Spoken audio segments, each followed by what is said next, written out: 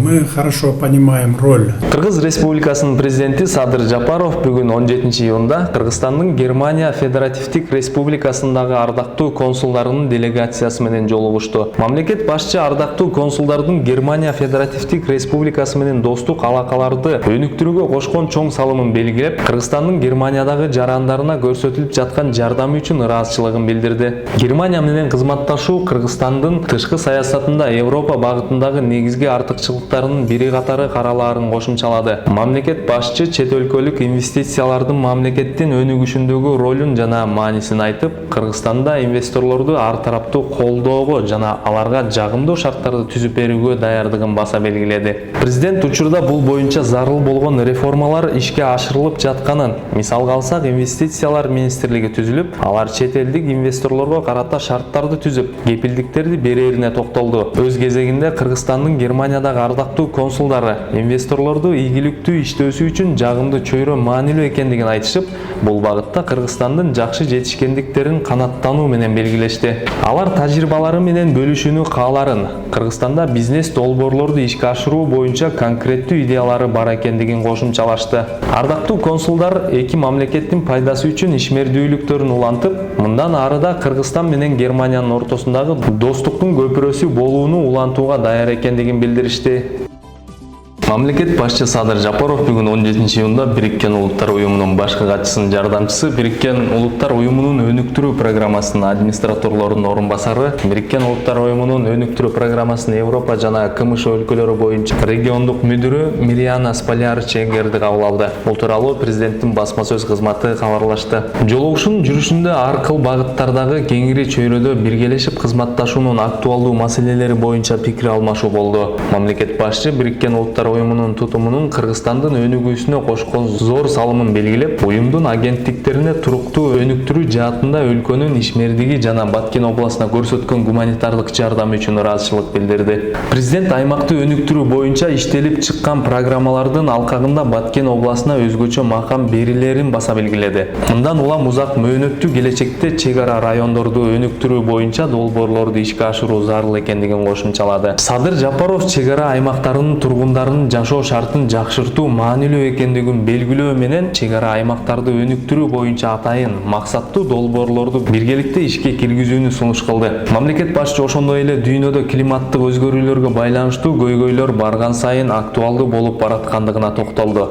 Жакында Кыргызстан ЮНЕСКОнун алкагында мөңгүлөрдү сактоо жаатында демилгелерди көтөрө тургандыгына көңүл бурду. Бириккен Улуттар Уюмунун башкы катчысынын жардамчысы Мириана Спалярич Эгер Бириккен Улуттар Уюмунун түзүмдөрү өлкөнүн чек ара райондорунун жашоочуларына кошумча колдоо көрсөтүү мүмкүнчүлүктөрүнүн ийгиликтелип жатканын баса белгиледи. Ал аялдар жана жаштардын укуктарын коргоо боюнча иштерди канаттануу менен белгилеп, алардын коом турмушундагы активдүү ролуна токтолду. Бириккен Улуттар Уюмунун башкы катчысынын жардамчысы учурда өнүктүрүү программасы иштелип жаткандыгын, анын алкагында Кыргызстанга жардам көрсөтүү каралып жаткандыгын маалымдады. Кыргыз тарапты кызыктырган баардык долбоорлорду ишке ашырууга көмөк көрсөтүүгө даяр экендигин билдирди.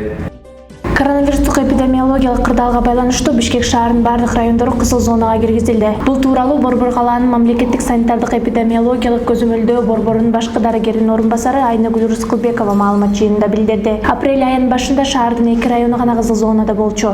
Азыр 4-өө тең. Ошентип өткөн суткада Ленин районунда 141 жаңы учур, 1-Май районунда 65, Октябрь районунда 71, Свердловдо 50 учур катталды. Статистикалык маалыматтарга ылайык, оору жуктургандардын 60% 30 жаштан 64 жашка чейинкилер, деди ал. 2021 жылдын 5 айында Борбордогу милициянын кайгылуу кызматкерлери тарабынан түзүлгөн протоколдордун айып пулдарынын суммасы 186 миллион 976 миң сомду түздү. Бул тууралуу аталган мекеме өткөргөн жыйында айтылды. Аталган сумманын 40 миллион 806 миң сому мамлекеттин эсебине которулган.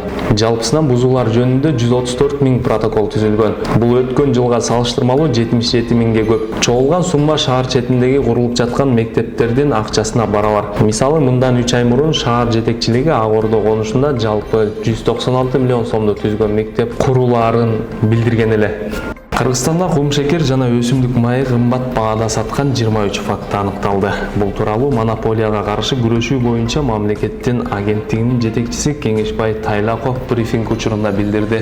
Анын айтымында бүгүнкү күндө ички рынокто баалардын кескин өсүшү кумшекер, өсүмдүк майы, жумуртка жана сабизде байкалууда. Тайлаков Евразия экономикалык биримдигиндеги өлкөлөрдөгү бааларды аналитикалык изилдөө иштери жүрүп жатканына токтолду.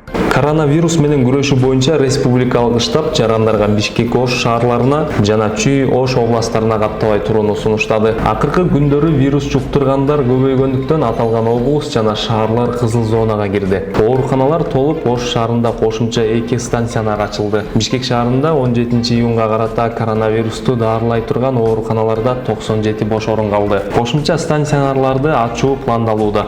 Акыркы бир суткада COVID-19дан 4 бейтап көз жумду. Алардын баары Бишкек шаарында. Саламаттыкты сактоо жана социалдык өнүктүрүү министрлигинин жаңы эсебине ылайык 2020 жылдын март айынан бери 1916 киши илдеттин курмандыгы болду. Вирус соңку суткада дагы 787 адамдан аныкталды. Бул жыл башынан берки антирекорд болуп калды.